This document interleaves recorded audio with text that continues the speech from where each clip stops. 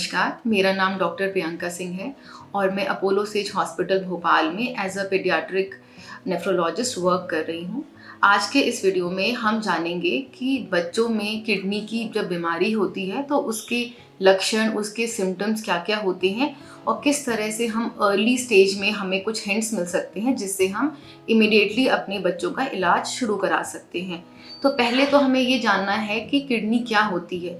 हमारे शरीर में 2 किडनी यानी कि 2 गुर्दे होते हैं जिनका प्रमुख कार्य होता है शरीर की गंदगी को छन्नी की तरह से छानकर उसे पेशाब के रास्ते शरीर से बाहर निकालना। इसके अलावा भी किडनी के बहुत महत्वपूर्ण कार्य होते हैं, जैसे शरीर में सोडियम और पोटेशियम का बैलेंस बना के रखना, कैल्शियम और फॉस्फेट का बैलेंस, विटामिन डी एक बहुत इंपॉर्टेंट हार्मोन है जिससे हड्डियां मजबूत होती हैं, उसका बैलेंस बना के रखना, और इरिथ्रोपोइटिन नाम का एक हार्मोन जो किडनी सिक्रीट करती है, उसकी वजह से खून भी बनता है। तो अब हम आते हैं कि किडनी की बीमारियों के लक्षण क्या क्या होते हैं। तो यदि बच्चे को यूरिन का इन्फेक्शन है तो बच्चे को बार बार बुखार आ सकता है, उल्टियाँ हो सकती हैं, उसकी भूख खत्म हो सकती है, पेशाब की धार जो है वो सीधी ना होके रुक रुक के आ सकती है। बच्चा जो पहले कभी बिस्तर पे पेशाब नहीं कर सकता था वो अचानक से बेड वेटिंग यानी बिस्तर गीला करना शुरू कर सकता है।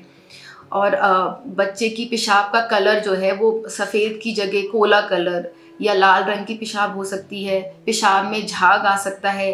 पेशाब रूटीनली जो बच्चा पेशाब करता है उससे काफ़ी कम या काफ़ी ज़्यादा पेशाब हो सकती है। और जब बच्चा सोकर उठता है तो बच्चे की आँखों के चारों तरफ यानी कि पेरी ऑर्बिटल एडिमा जिसको हम बोलते हैं वो हमें दिख सकता है। यदि ये एडिमा हम अर्ली स्टेज पे ट्रीट नहीं करते तो पूरे शरीर में भी सूजन आ सकती है। और ये सारी बीमारियां जो हैं, ये सारे प्रॉब्लम जो हैं वो अक्यूट किडनी प्रॉब्लम यानी कि 3 महीने से कम जो प्रॉब्लम्स होती हैं उसके सिम्टम्स होते हैं।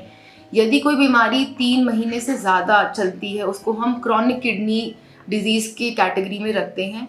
उसके लक्षण ये हैं कि बच्चे की हाइट या वज़न बढ़ना रुक जाता है, बच्चे में खून की कमी हो सकती है, एनीमिया हो सकता है, बच्चा पीला पड़ सकता है, बच्चे की भूख खत्म हो जाती है, बच्चे में रिकेट्स यानी कि उसकी हड्डियों की कमज़ोरी की वजह से उसकी हड्डियां टेढ़ी हो सकती हैं।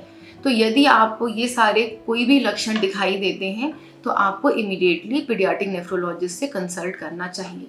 Thank you.